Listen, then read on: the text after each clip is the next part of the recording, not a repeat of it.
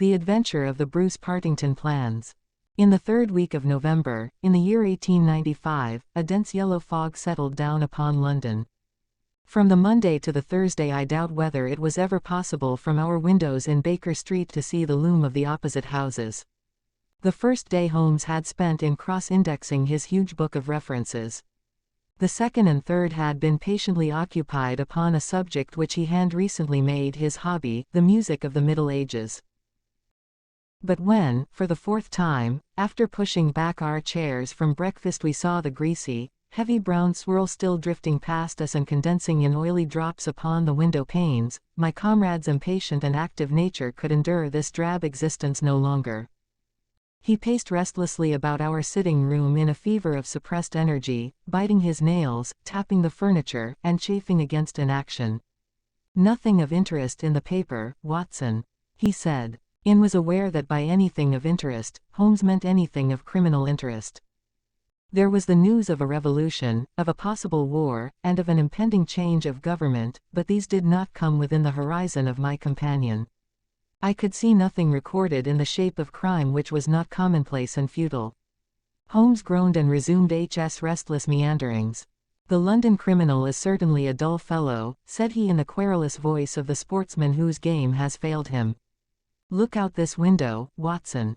See how the figures loom up, are dimly seen, and then blend once more into the cloud bank. The thief or the murderer could roam London on such a day as the tiger does the jungle, unseen until he pounces and then evident only to his victim. There have," said I, "been numerous petty thefts." Holmes snorted his contempt. "This great and somber stage is set for something more worthy than that," said he. "It is fortunate for this community that I am not a criminal." "It is, indeed," said I heartily. "Suppose that I were Brooks or Woodhouse, or any of the 50 men who have good reason for taking my life, how long could I survive against my own pursuit? A summons, a bogus appointment, and all would be over. It is well they don't have days of fog in the Latin countries, the countries of assassination. By Jove, here comes something at last to break our dead monotony." It was the maid with a telegram. Holmes tore it open and burst out laughing. "Well, well, what next?" said he. "Brother Mycroft is coming round." "Why not?" I asked. "Why not? It is as if you met a tram car coming down a country lane. Mycroft has his rails and he runs on them. His Pall Mall lodgings, the Diogenes Club, Whitehall, that is his cycle. Once, and only once, he has been here. What upheaval can possibly have derailed him? Does he not explain?" Holmes handed me his brother's telegram. "Must see you over. Cadogan West. Coming at once. Mycroft. Cadogan West. I have heard the name. It recalls nothing to my mind. But that Mycroft should break out in this erratic fashion. A planet might as well leave its orbit.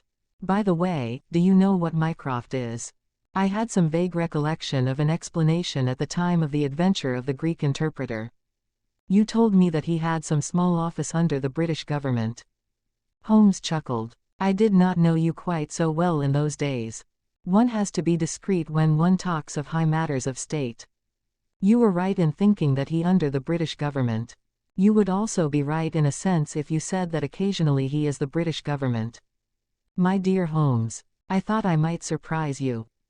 Mycroft draws £450 a year, remains a subordinate, has no ambitions of any kind, will receive neither honor nor title, but remains the most indispensable man in the country. But how? Well, his position is unique. He has made it for himself. There has never been anything like it before, nor will be again. He has the tidiest and most orderly brain, with the greatest capacity for storing facts, of any man living. The same great powers which I have turned to the detection of crime he has used for this particular business. The conclusions of every department are passed to him, and he is the central exchange, the clearinghouse, which makes out the balance. All other men are specialists, but his specialism is omniscience. We will suppose that a minister needs information as to a point which involves the Navy, India, Canada and the bimetallic question. He could get his separate advices from various departments upon each, but only Mycroft can focus them all, and say offhand how each factor would affect the other. They began by using him as a shortcut, a convenience. Now he has made himself an essential. In that great brain of his everything is pigeonholed and can be handed out in an instant. Again and again his word has decided the national policy. He lives in it. He thinks of nothing else save when, as an intellectual exercise, he unbends if I call upon him and ask him to advise me on one of my little problems. But Jupiter is descending today. What on earth can it mean? Who is Cadogan West, and what is he to Mycroft? I have it, I cried, and plunged among the litter of papers upon the sofa. Yes, yes, here he is, sure enough. Cadogan West was the young man who was found dead on the Underground on Tuesday morning. Holmes sat up at attention, his pipe halfway to his lips. This must be serious, Watson. A death which has caused my brother to alter his habits can be no ordinary one. What in the world can he have to do with it? The case was featureless as I remember it. The young man had apparently fallen out of the train and killed himself. He had not been robbed, and there was no particular reason to suspect violence. Is that not so? There has been an inquest, said I, and a good many fresh facts have come out. Looked at more closely, I should certainly say that it was a curious case. Judging by its effect upon my brother, I should think it must be a most extraordinary one. He snuggled down in his armchair. Now, Watson, let us have the facts. The man's name was Arthur Cadogan West. He was 27 years of age, unmarried, and a clerk at Woolwich Arsenal. Government employ. Behold the link with Brother Mycroft. He left Woolwich suddenly on Monday night. Was last seen by his fiancée, Miss Violet Westbury, whom he left abruptly in the fog about 7:30 that evening. There was no quarrel between them and she can give no motive for his action.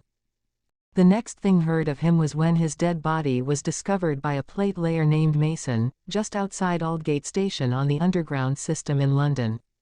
When the body was found at 6 on Tuesday morning. It was lying wide of the metals upon the left hand of the track as one goes eastward, at a point close to the station, where the line emerges from the tunnel in which it runs. The head was badly crushed, an injury which might well have been caused by a fall from the train. The body could only have come on the line in that way. Had it been carried down from any neighboring street, it must have passed the station barriers, where a collector is always standing. This point seems absolutely certain. Very good. The case is definite enough. The man, dead or alive, either fell or was precipitated from a train. So much is clear to me. Continue. The trains which traverse the lines of rail beside which the body was found are those which run from west to east, some being purely metropolitan, and some from Willesden and outlying junctions. It can be stated for certain that this young man, when he met his death, was traveling in this direction at some late hour of the night, but at what point he entered the train it is impossible to state. His ticket, of course, would show that. There was no ticket in his pockets. No ticket. Dear me, Watson, this is really very singular. According to my experience, it is not possible to reach the platform of a metropolitan train without exhibiting one's ticket.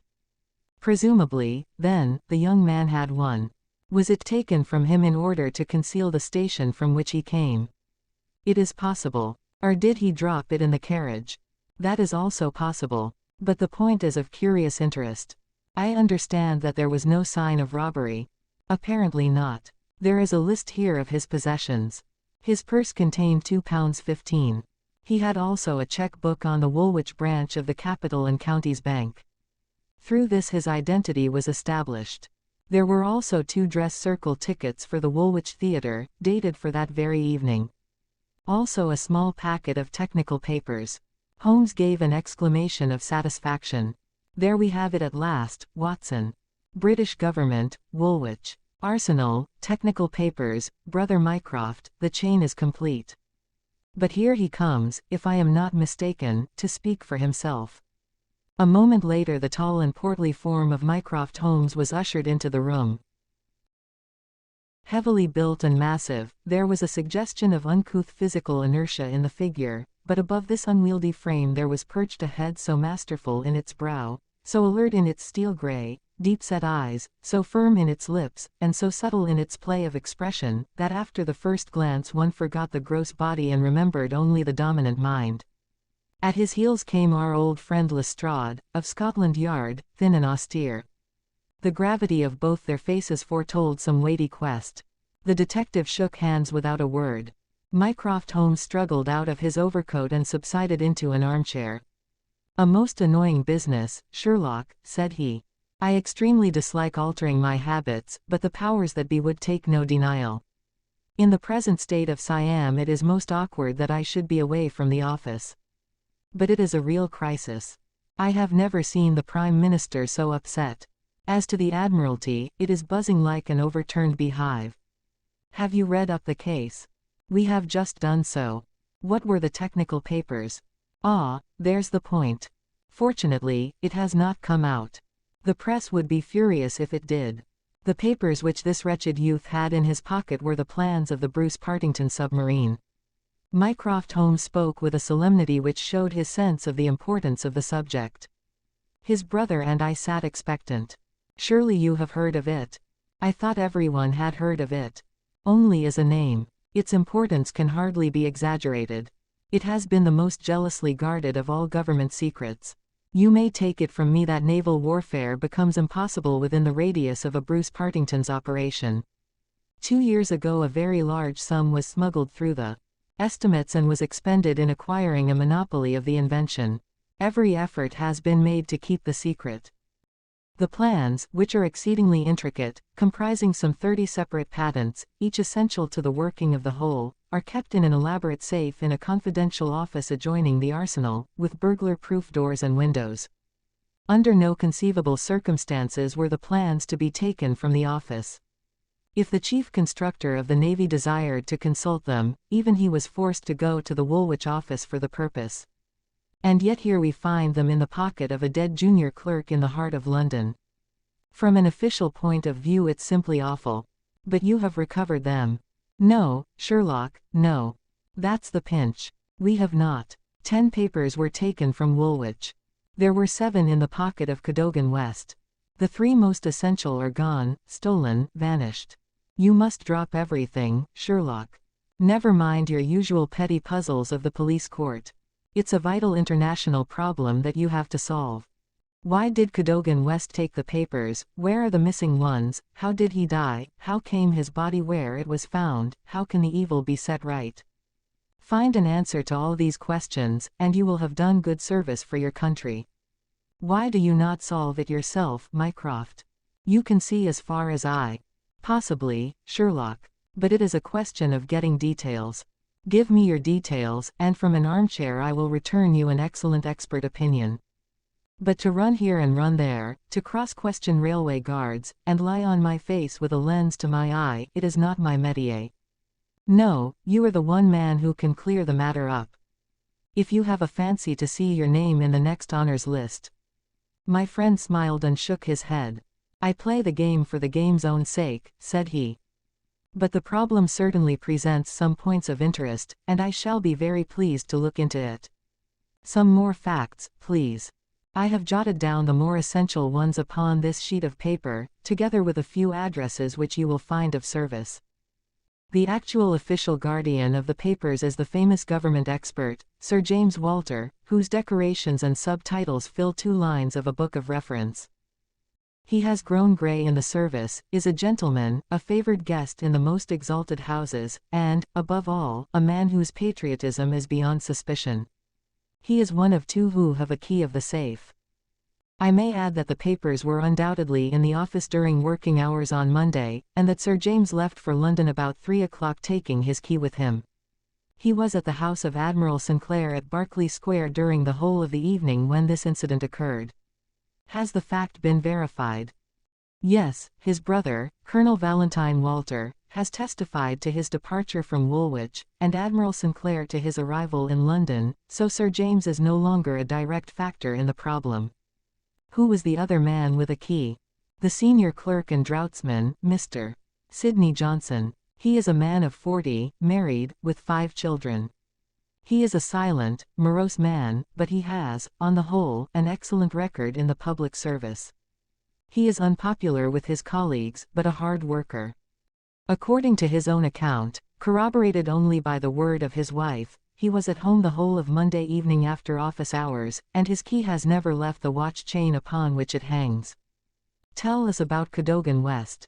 He has been 10 years in the service and has done good work. He has the reputation of being hot-headed and imperious, but a straight, honest man. We have nothing against him. He was next Sidney Johnson in the office. His duties brought him into daily, personal contact with the plans. No one else had the handling of them. Who locked up the plans that night? Mr. Sidney Johnson, the senior clerk. Well, it is surely perfectly clear who took them away. They are actually found upon the person of this junior clerk, Cadogan West. That seems final, does it not?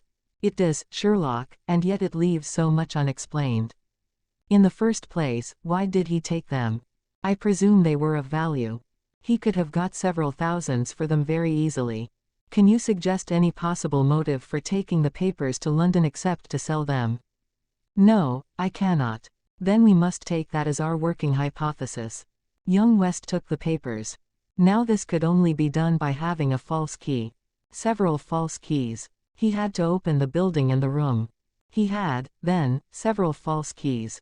He took the papers to London to sell the secret, intending, no doubt, to have the plans themselves back in the safe next morning before they were missed. While in London on this treasonable mission he met his end. How? We will suppose that he was travelling back to Woolwich when he was killed and thrown out of the compartment. Aldgate, where the body was found, is considerably past the station London Bridge, which would be his route to Woolwich. Many circumstances could be imagined under which he would pass London Bridge. There was someone in the carriage, for example, with whom he was having an absorbing interview. This interview led to a violent scene in which he lost his life. Possibly he tried to leave the carriage, fell out on the line, and so met his end. The other closed the door. There was a thick fog, and nothing could be seen. No better explanation can be given with our present knowledge, and yet consider, Sherlock, how much you leave untouched. We will suppose, for argument's sake, that young Cadogan West had determined to convey these papers to London. He would naturally have made an appointment with the foreign agent and kept his evening clear. Instead of that he took 2 tickets for the theatre, escorted his fiancée halfway there, and then suddenly disappeared. A blind, said Lestrade, who had sat listening with some impatience to the conversation. A very singular one. That is objection number 1. Objection number 2, we will suppose that he reaches London and sees the foreign agent. He must bring back the papers before morning or the loss will be discovered. He took away 10. Only 7 were in his pocket. What had become of the other 3? He certainly would not leave them of his own free will. Then, again, where is the price of his treason? Once would have expected to find a large sum of money in his pocket. It seems to me perfectly clear, said Lestrade. I have no doubt at all as to what occurred. He took the papers to sell them. He saw the agent. They could not agree as to price. He started home again, but the agent went with him. In the train the agent murdered him, took the more essential papers, and threw his body from the carriage. That would account for everything, would it not? Why had he no ticket? The ticket would have shown which station was nearest the agent's house. Therefore he took it from the murdered man's pocket. Good, Lestrade, very good, said Holmes. Your theory holds together. But if this is true, then the case is at an end. On the one hand, the traitor is dead. On the other, the plans of the Bruce-Partington submarine are presumably already on the continent. What is there for us to do? To act, Sherlock, to act, cried Mycroft, springing to his feet. All my instincts are against this explanation. Use your powers. Go to the scene of the crime. See the people concerned. Leave no stone unturned. In all your career you have never had so great a chance of serving your country. Well, well, said Holmes, shrugging his shoulders. Come, Watson. And you, Lestrade, could you favor us with your company for an hour or 2? We will begin our investigation by a visit to Aldgate Station. Goodbye, Mycroft. I shall let you have a report before evening, but I warn you in advance that you have little to expect. An hour later Holmes, Lestrade and I stood upon the Underground Railroad at the point where it emerges from the tunnel immediately before Aldgate Station. A courteous red-faced old gentleman represented the railway company. "This is where the young man's body lay," said he, indicating a spot about 3 feet from the metals. "It could not have fallen from above, for these, as you see, are all blank walls. Therefore, it could only have come from a train, and that train, so far as we can trace it, must have passed about midnight on Monday." "Have the carriages been examined for any sign of violence?" "There are no such signs, and no ticket has been found." "No record of a door being found open?" "None." "We have had some fresh evidence this morning," said Lestrade. "A passenger who passed Aldgate in an ordinary metropolitan train about 11:40 on Monday night declares that he heard a heavy thud, as of a body striking the line, just before the train reached the station. There was dense fog, however, and nothing could be seen. He made no report of it at the time." "Why, whatever is the matter with Mr. Holmes?" My friend was standing with an expression of strained intensity upon his face, staring at the railway metals where they curved out of the tunnel. Aldgate is a junction, and there was a network of points. On these his eager, questioning eyes were fixed, and I saw on his keen, alert face that tightening of the lips, that quiver of the nostrils, and concentration of the heavy, tufted brows which I knew so well. "Points," he muttered, "the points. What of it? What do you mean? I suppose there are no great number of points on a system such as this." "No, they are very few. And a curve, too." "Points, and a curve. By Jove, if it were only so. What is it, Mr. Holmes? Have you a clue? An idea, an indication, no more? But the case certainly grows in interest. Unique, perfectly unique, and yet why not? I do not see any indications of bleeding on the line. There were hardly any. But I understand that there was a considerable wound. The bone was crushed, but there was no great external injury. And yet one would have expected some bleeding. Would it be possible for me to inspect the train which contained the passenger who heard the thud of a fall in the fog?" "I fear not, Mr. Holmes. The train has been broken up before now, and the carriages redistributed. I can assure you, Mr. Holmes," said Lestrade, "that every carriage has been carefully examined. I saw to it myself. It was one of my friend's most obvious weaknesses that he was impatient with less alert intelligences than his own. Very likely," said he, turning away. "As it happens, it was not the carriages which I desired to examine. Watson, we have done all we can here. We need not trouble you any further, Mr. Lestrade. I think our investigations must now carry us to Woolwich." At London Bridge, Holmes wrote a telegram to his brother, which he handed to me before dispatching it. It ran thus: "See some light in the darkness, but it may possibly flicker out. Meanwhile, please send by messenger, to await return at Baker Street, a complete list of all foreign spies or international agents known to be in England, with full address. Sherlock." "That should be helpful, Watson," he remarked as we took our seats in the Woolwich train. "We certainly owe Brother Mycroft a debt for having introduced us to what promises to be a really very remarkable case."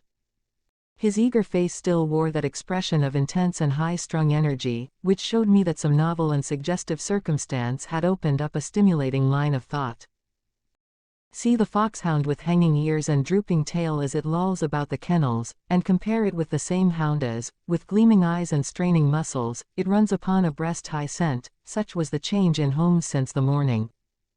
He was a different man from the limp and lounging figure in the mouse-colored dressing gown who had prowled so restlessly only a few hours before round the fog-girt room.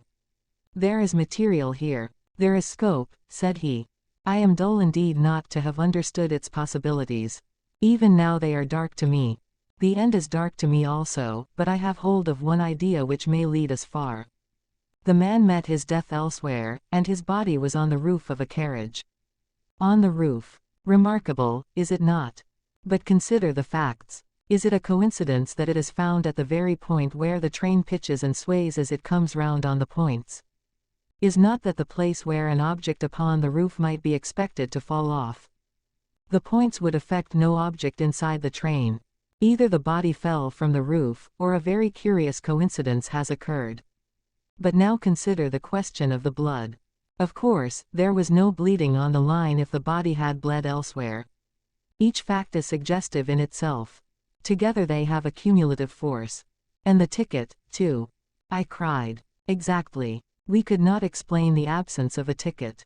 This would explain it. Everything fits together. But suppose it were so, we are still as far as ever from unraveling the mystery of his death. Indeed, it becomes not simpler but stranger. Perhaps, said Holmes, thoughtfully, perhaps. He relapsed into a silent reverie, which lasted until the slow train drew up at last in Woolwich Station. There he called a cab and drew Mycroft's paper from his pocket. "We have quite a little round of afternoon calls to make," said he. "I think that Sir James Walter claims our first attention." The house of the famous official was a fine villa with green lawns stretching down to the Thames. As we reached it the fog was lifting, and a thin, watery sunshine was breaking through. A butler answered our ring. "Sir James, sir," said he with solemn face. "Sir James died this morning."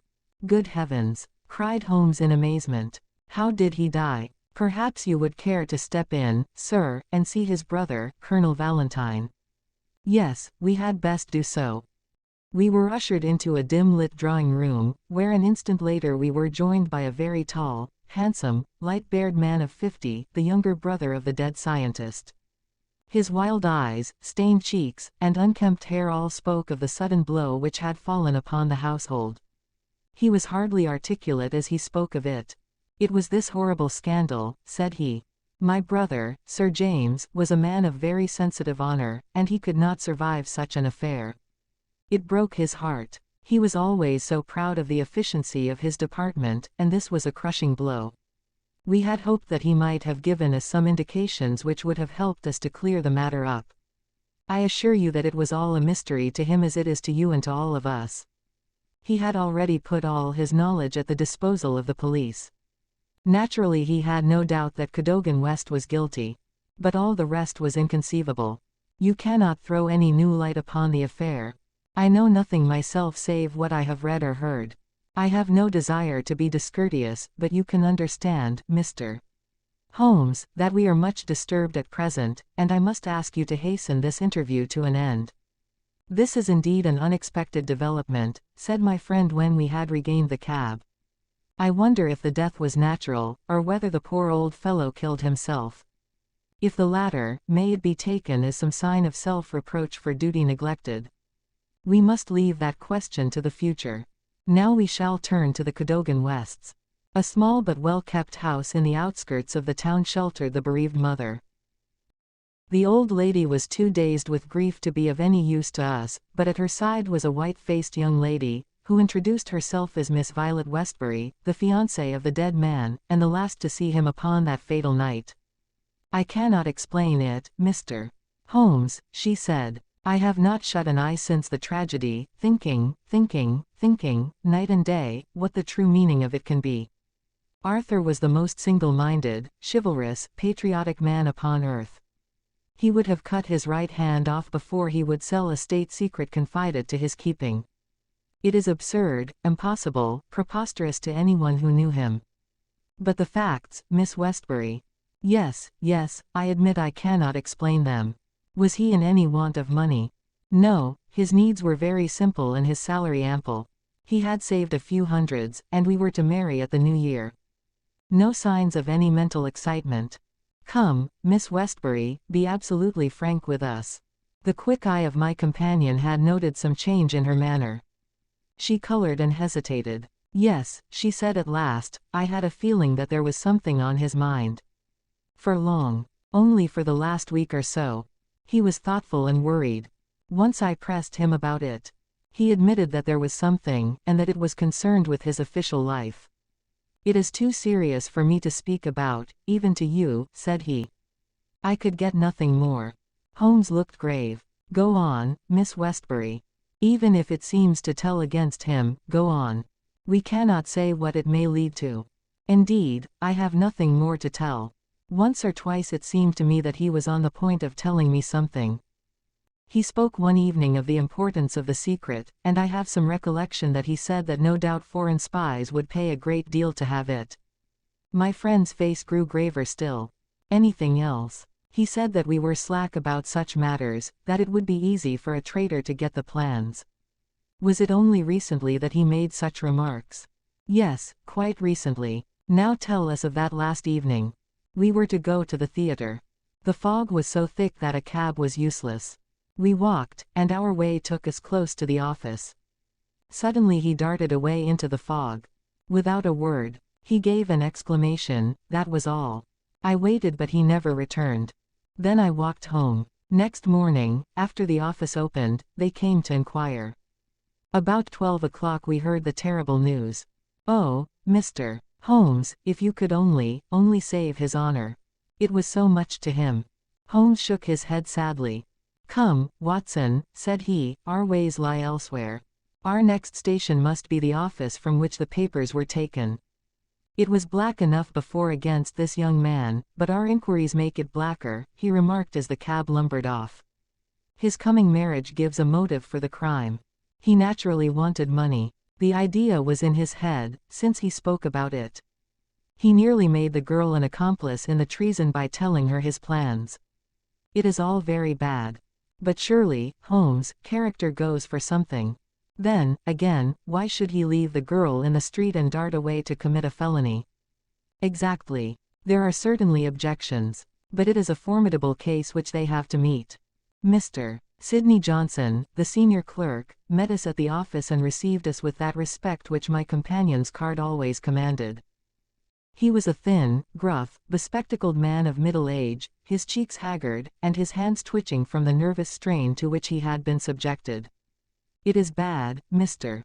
Holmes, very bad. Have you heard of the death of the chief? We have just come from his house. The place is disorganized. The chief dead, Cadogan West dead, our papers stolen. And yet, when we closed our door on Monday evening, we were as efficient an office as any in the government service. Good God, it's dreadful to think of. That West, of all men, should have done such a thing. You were sure of his guilt, then? I can see no other way out of it. And yet I would have trusted him as I trust myself. At what hour was the office closed on Monday? At 5. Did you close it? I am always the last man out. Where were the plans? In that safe. I put them there myself. Is there no watchman to the building? There is, but he has other departments to look after as well. He is an old soldier and a most trustworthy man. He saw nothing that evening. Of course the fog was very thick. Suppose that Cadogan West wished to make his way into the building after hours, he would need 3 keys, would he not, before they could reach the papers? Yes, he would. The key of the outer door, the key of the office, and the key of the safe. Only Sir James Walter and you had those keys. I had no keys of the doors, only of the safe. Was Sir James a man who was orderly in his habits? Yes, I think he was. I know that so far as those 3 keys are concerned he kept them on the same ring. I have often seen them there. And that ring went with him to London. He said so. And your key never left your possession? Never. Then West, if he is the culprit, must have had a duplicate. And yet none was found upon his body. One other point, if a clerk in this office desired to sell the plans, would it not be simply to copy the plans for himself than to take the originals, as was actually done? It would take considerable technical knowledge to copy the plans in an effective way. But I suppose either Sir James, or you, or West has that technical knowledge. No doubt we had, but I beg you won't try to drag me into the matter, Mr. Holmes. What is the use of our speculating in this way when the original plans were actually found on West? Well, it is certainly singular that he should run the risk of taking originals if he could safely have taken copies, which would have equally served his turn. Singular, no doubt, and yet he did so. Every inquiry in this case reveals something inexplicable. Now there are 3 papers still missing. They are, as I understand, the vital ones. Yes, that is so. Do you mean to say that anyone holding these 3 papers, and without the 7 others, could construct a Bruce-Partington submarine? I reported to that effect to the Admiralty. But today I have been over the drawings again, and I am not so sure of it. The double valves with the automatic self-adjusting slots are drawn in one of the papers which have been returned. Until the foreigners had invented that for themselves they could not make the boat. Of course they might soon get over the difficulty. But the 3 missing drawings are the most important. Undoubtedly. I think, with your permission, I will now take a stroll round the premises. I do not recall any other question which I desired to ask. He examined the lock of the safe, the door of the room, and finally the iron shutters of the window. It was only when we were on the lawn outside that his interest was strongly excited. There was a laurel bush outside the window, and several of the branches bore signs of having been twisted or snapped. He examined them carefully with his lens, and then some dim and vague marks upon the earth beneath. Finally he asked the chief clerk to close the iron shutters, and he pointed out to me that they hardly met in the center, and that it would be possible for anyone outside to see what was going on within the room. The indications are ruined by 3 days' delay. They may mean something or nothing. Well, Watson, I do not think that Woolwich can help us further. It is a small crop which we have gathered. Let us see if we can do better in London. Yet we added 1 more sheaf to our harvest before we left Woolwich station. The clerk in the ticket office was able to say with confidence that he saw Cadogan West, whom he knew well by sight, upon the Monday night, and that he went to London by the 8.15 to London Bridge. He was alone and took a single third-class ticket. The clerk was struck at the time by his excited and nervous manner. So shaky was he that he could hardly pick up his change, and the clerk had helped him with it. A reference to the timetable showed that the 8.15 was the first train which it was possible for West to take after he had left the lady about 7.30. "Let us reconstruct, Watson," said Holmes after half an hour of silence. "I am not aware that in all our joint researches we have ever had a case which was more difficult to get at. Every fresh advance which we make only reveals a fresh ridge beyond. And yet we have surely made some appreciable progress. The effect of our inquiries at Woolwich has in the main been against young Cadogan West, but the indications at the window would lend themselves to a more favorable hypothesis. Let us suppose, for example, that he had been approached by some foreign agent. It might have been done under such pledges as would have prevented him from speaking of it, and yet would have affected his thoughts in the direction indicated by his remarks to his fiancée. Very good. We will now suppose that as he went to the theatre with the young lady he suddenly, in the fog, caught a glimpse of this same agent going in the direction of the office. He was an impetuous man, quick in his decisions. Everything gave way to his duty.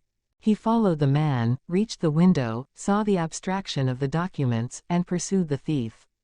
In this way we get over the objection that no one would take originals when he could make copies. This outsider had to take originals. So far it holds together.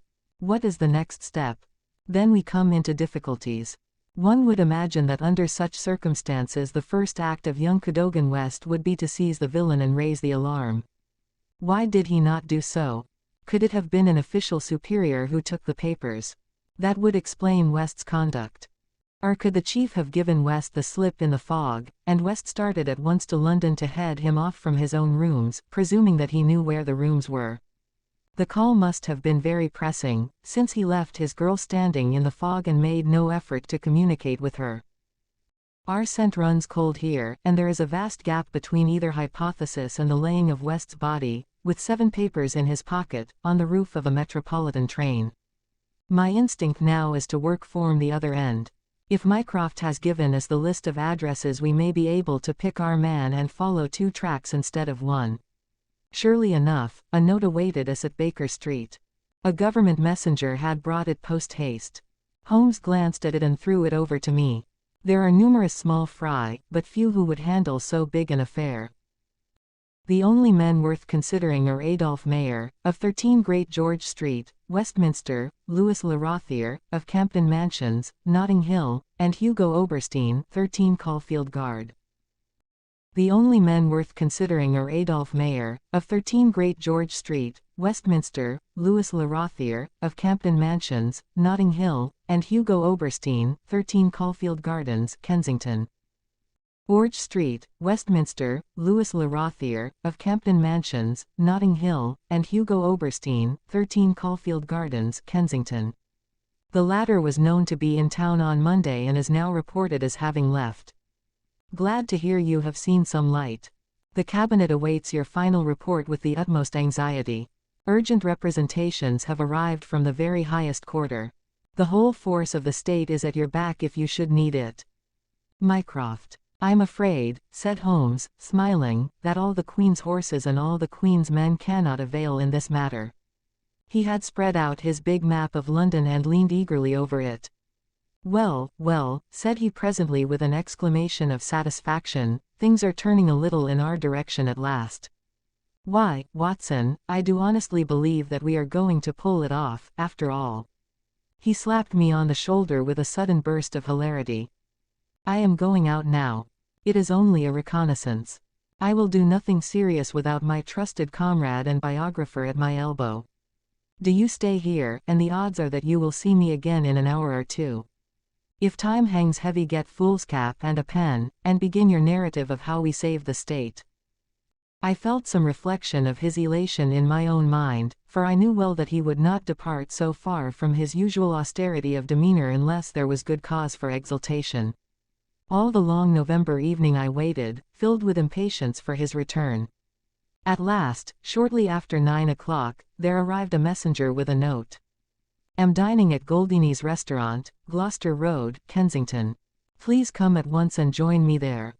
Bring with you a jemmy, a dark lantern, a chisel, and a revolver. It was a nice equipment for a respectable citizen to carry through the dim, fog-draped streets.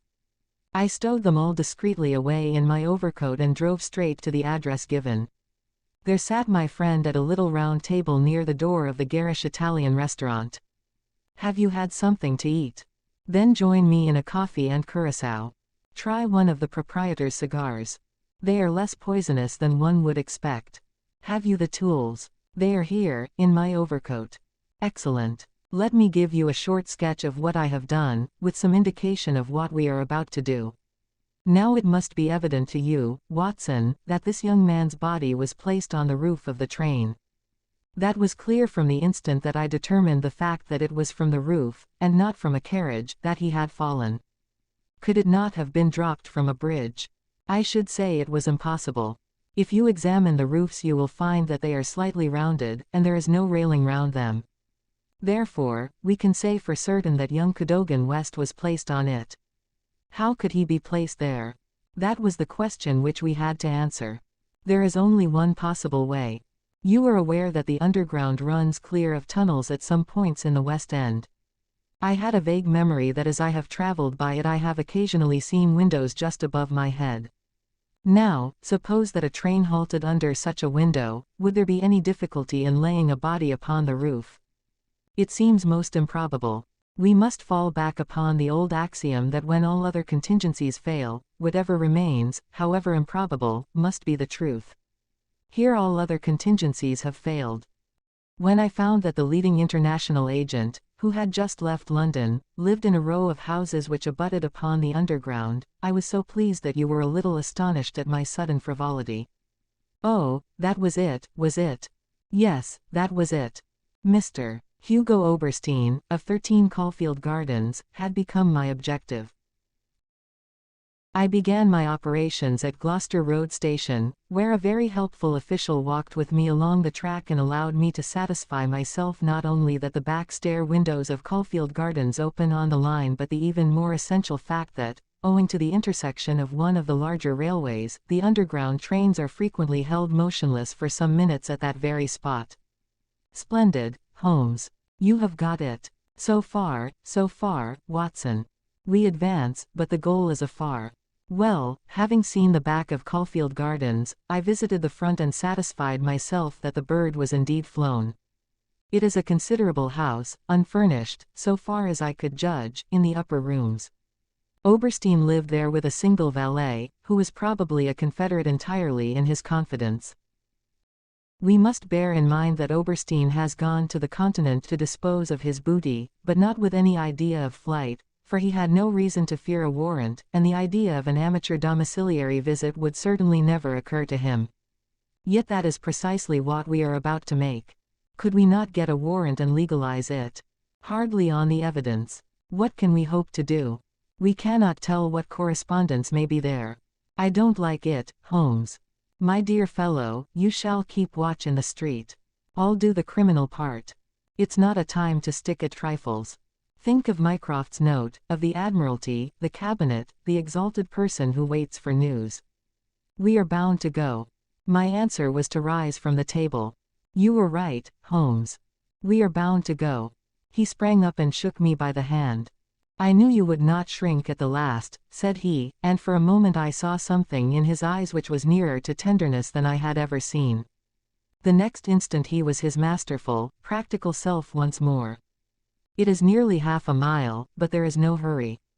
Let us walk, said he. Don't drop the instruments, I beg. Your arrest as a suspicious character would be a most unfortunate complication. Caulfield Gardens was one of those lines of flat-faced pillared, and porticoed houses which are so prominent a product of the Middle Victorian epoch in the West End of London. Next door there appeared to be a children's party, for the merry buzz of young voices and the clatter of a piano resounded through the night. The fog still hung about and screened us with its friendly shade. Holmes had lit his lantern and flashed it upon the massive door. This is a serious proposition, said he. It is certainly bolted as well as locked. We would do better in the area. There is an excellent archway down yonder in case a too zealous policeman should intrude. Give me a hand, Watson, and I'll do the same for you. A minute later we were both in the area. Hardly had we reached the dark shadows before the step of the policeman was heard in the fog above. As its soft rhythm died away, Holmes set to work upon the lower door. I saw him stoop and strain until with a sharp crash it flew open. We sprang through into the dark passage, closing the area door behind us. Holmes led the way up the curving, uncarpeted stair. His little fan of yellow light shone upon a low window. Here we are, Watson, this must be the one. He threw it open, and as he did so there was a low, harsh murmur, growing steadily into a loud roar as a train dashed past us in the darkness. Holmes swept his light along the window sill. It was thickly coated with soot from the passing engines, but the black surface was blurred and rubbed in places. You can see where they rested the body. Halloa, Watson, what is this? There can be no doubt that it is a blood mark. He was pointing to faint discolorations along the woodwork of the window. Here it is on the stone of the stair also. The demonstration is complete. Let us stay here until a train stops. We had not long to wait. The very next train roared from the tunnel as before, but slowed in the open, and then, with a creaking of brakes, pulled up immediately beneath us. It was not 4 feet from the window ledge to the roof of the carriages. Holmes softly closed the window. So far we are justified, said he. What do you think of it, Watson? A masterpiece. You have never risen to a greater height. I cannot agree with you there. From the moment that I conceived the idea of the body being upon the roof, which surely was not a very abstruse one, all the rest was inevitable. If it were not for the grave interests involved, the affair up to this point would be insignificant. Our difficulties are still before us. But perhaps we may find something here which may help us. We had ascended the kitchen stair and entered the suite of rooms upon the first floor. One was a dining room, severely furnished and containing nothing of interest. A second was a bedroom, which also drew blank. The remaining room appeared more promising, and my companion settled down to a systematic examination. It was littered with books and papers, and was evidently used as a study. Swiftly and methodically Holmes turned over the contents of drawer after drawer and cupboard after cupboard, but no gleam of success came to brighten his austere face. At the end of an hour he was no further than when he started. The cunning dog has covered his tracks, said he. He has left nothing to incriminate him. His dangerous correspondence has been destroyed or removed. This is our last chance. It was a small tin cash box which stood upon the writing desk. Holmes pried it open with his chisel. Several rolls of paper were within, covered with figures and calculations, without any note to show to what they referred. The recurring words, water pressure, and pressure to the square inch, suggested some possible relation to a submarine. Holmes tossed them all impatiently aside. There only remained an envelope with some small newspaper slips inside it. He shook them out on the table, and at once I saw by his eager face that his hopes had been raised. What's this, Watson? What's this? Record of a series of messages in the advertisements of a paper. Daily Telegraph agony column by the print and paper. Right-hand top corner of a page. No dates, but messages arrange themselves. This must be the first. Hoped to hear sooner. Terms agreed to. Write fully to address given on card. P.R.O. Next comes. Too complex for description. Must have full report. Stuff awaits you when goods delivered. P.R.O. Then comes. Matter presses. Must withdraw offer unless contract completed. Make appointment by letter. Will confirm by advertisement. P.R.O. Finally. Monday night after 9. 2 taps. Only ourselves. Do not be so suspicious. Payment in hard cash when goods delivered. P.R.O. A fairly complete record, Watson.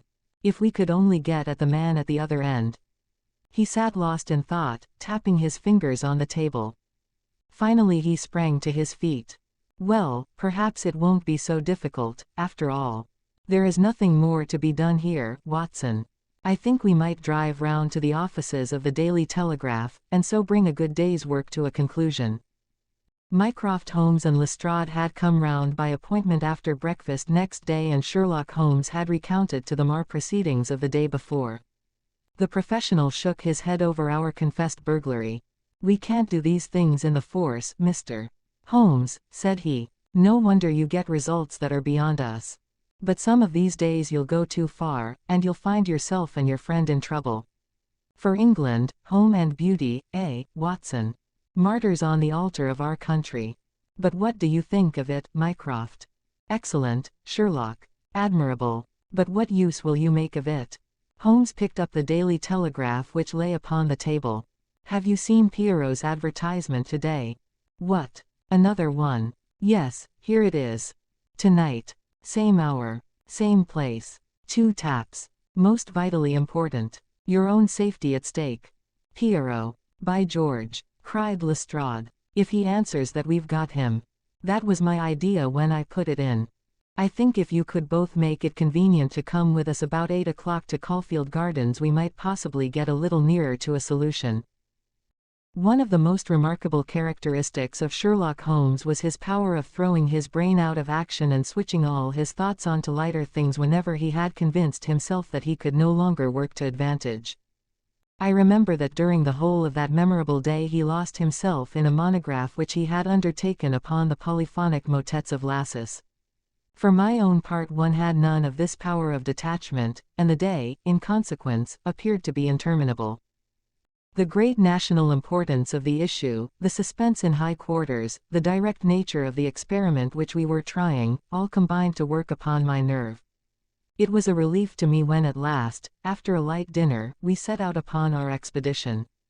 Lestrade and Mycroft met us by appointment at the outside of Gloucester Road Station. The area door of Oberstein's house had been left open the night before, and it was necessary for me, as Mycroft Holmes absolutely and indignantly declined to climb the railings, to pass in and open the hall door.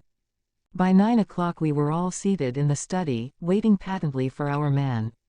An hour passed and yet another. When 11 struck, the measured beat of the great church clock seemed to sound the dirge of our hopes. Lestrade and Mycroft were fidgeting in their seats and looking twice a minute at their watches. Holmes sat silent and composed, his eyelids half shut, but every sense on the alert.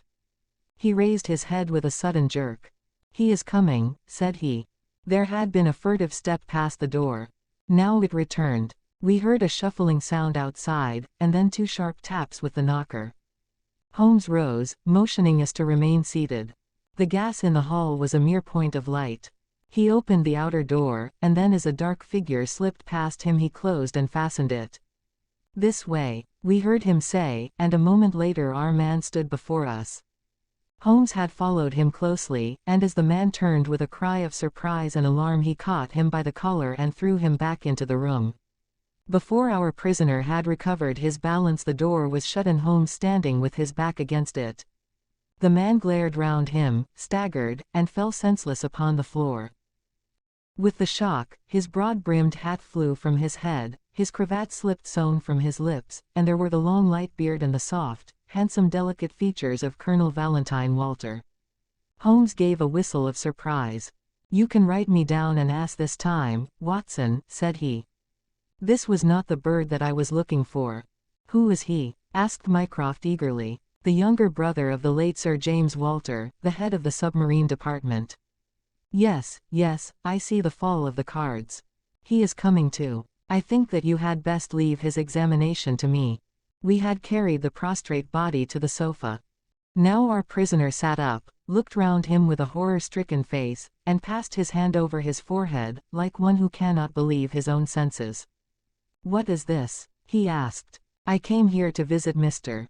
Oberstein. Everything is known, Colonel Walter, said Holmes. How an English gentleman could behave in such a manner is beyond my comprehension. But your whole correspondence and relations with Oberstein are within our knowledge. So also are the circumstances connected with the death of young Cadogan West. Let me advise you to gain at least the small credit for repentance and confession, since there are still some details which we can only learn from your lips. The man groaned and sank his face in his hands. We waited, but he was silent. I can assure you, said Holmes, that every essential is already known. We know that you were pressed for money, that you took an impress of the keys which your brother held, and that you entered into a correspondence with Oberstein, who answered your letters through the advertisement columns of the Daily Telegraph. We are aware that you went down to the office in the fog on Monday night, but that you were seen and followed by young Cadogan West, who had probably some previous reason to suspect you. He saw your theft, but could not give the alarm, as it was just possible that you were taking the papers to your brother in London. Leaving all his private concerns, like the good citizen that he was, he followed you closely in the fog and kept at your heels until you reached this very house. There he intervened, and then it was, Colonel Walter, that to treason you added the more terrible crime of murder. I did not. I did not. Before God I swear that I did not. Cried our wretched prisoner. Tell us, then, how Cadogan West met his end before you laid him upon the roof of a railway carriage. I will. I swear to you that I will. I did the rest. I confess it. It was just as you say. A stock exchange debt had to be paid. I needed the money badly. Oberstein offered me 5,000. It was to save myself from ruin. But as to murder, I am as innocent as you. What happened, then? He had his suspicions before, and he followed me as you describe. I never knew it until I was at the very door. It was thick fog, and one could not see 3 yards. I had given 2 taps and Oberstein had come to the door. The young man rushed up and demanded to know what we were about to do with the papers. Oberstein had a short life preserver. He always carried it with him. As West forced his way after us into the house, Oberstein struck him on the head. The blow was a fatal one. He was dead within 5 minutes. There he lay in the hall, and we were at our wits' end what to do. Then Oberstein had this idea about the trains which halted under his back window. But first he examined the papers which I had brought. He said that 3 of them were essential, and that he must keep them. You cannot keep them, said I. There will be a dreadful row at Woolwich if they are not returned. I must keep them, said he, for they are so technical that it is impossible in the time to make copies. Then they must all go back together tonight, said I. He thought for a little, and then he cried out that he had it. 3 I will keep, said he. The others we will stuff into the pocket of this young man. When he is found the whole business will assuredly be put to his account. I could see no other way out of it, so we did as he suggested. We waited half an hour at the window before a train stopped. It was so thick that nothing could be seen, and we had no difficulty in lowering West's body onto the train. That was the end of the matter so far as I was concerned. And your brother? He said nothing, but he had caught me once with his keys, and I think that he suspected. I read in his eyes that he suspected. As you know, he never held up his head again. There was silence in the room. It was broken by Mycroft. Holmes. Can you not make reparation? It would ease your conscience, and possibly your punishment. What reparation can I make? Where is Oberstein with the papers? I do not know. Did he give you no address? He said that letters to the Hôtel du Louvre, Paris, would eventually reach him. Then reparation is still within your power, said Sherlock Holmes. I will do anything I can. I owe this fellow no particular goodwill. He has been my ruin and my downfall. Here are paper and pen. Sit at this desk and write to my dictation. Direct the envelope to the address given. That is right. Now the letter. Dear Sir, with regard to our transaction, you will no doubt have observed by now that one essential detail is missing. I have a tracing which will make it complete. This has involved me in extra trouble, however, and I must ask you for a further advance of £500. I will not trust it to the post, nor will I take anything but gold or notes. I would come to you abroad, but it would excite remark if I left the country at present. Therefore I shall expect to meet you in the smoking room of the Charing Cross Hotel at noon on Saturday. Remember that only English notes, or gold, will be taken. That will do very well. I shall be very much surprised if it does not fetch our man. And it did. It is a matter of history, that secret history of a nation which is often so much more intimate and interesting than its public chronicles, that Oberstein, eager to complete the coup of his lifetime, came to the lure and was safely engulfed for 15 years in a British prison. In his trunk were found the invaluable Bruce-Partington plans, which he had put up for auction in all the naval centers of Europe. Colonel Walter died in prison towards the end of the second year of his sentence. As to Holmes, he returned refreshed to his monograph upon the polyphonic motets of Lassus, which has since been printed for private circulation, and is said by experts to be the last word upon the subject. Some weeks afterwards I learned incidentally that my friend spent a day at Windsor, whence he returned with a remarkably fine emerald tie pin. When I asked him if he had bought it, he answered that it was a present from a certain gracious lady in whose interests he had once been fortunate enough to carry out a small commission. He said no more, but I fancy that I could guess at that lady's august name, and I have little doubt that the emerald pin will forever recall to my friend's memory the adventure of the Bruce-Partington plans.